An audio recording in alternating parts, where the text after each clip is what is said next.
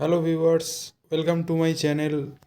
তো আজকের ভিডিওতে মেনলি আজকের এন্ট্রান্স এক্সামটা নিয়েই কথা বলবো।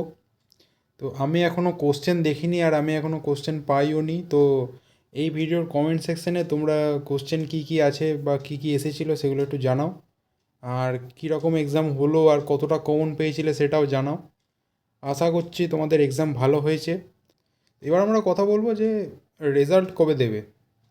তো রেজাল্ট বা তোমাদের র্যাঙ্ক এগুলো জানা যাবে মোটামুটি ডিসেম্বরের মাঝামাঝি সময়ে।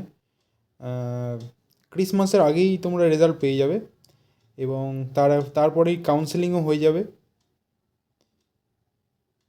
মোটামুটি ডিসেম্বরের মধ্যেই তোমাদের রেজাল্ট এবং কাউন্সেলিং হয়ে যাবে এবং জানুয়ারিতে আবার এটাও হতে পারে যে জানুয়ারিতে কাউন্সেলিং হলো, সেক্ষেত্রে জানুয়ারিতে অ্যাডমিশান হবে।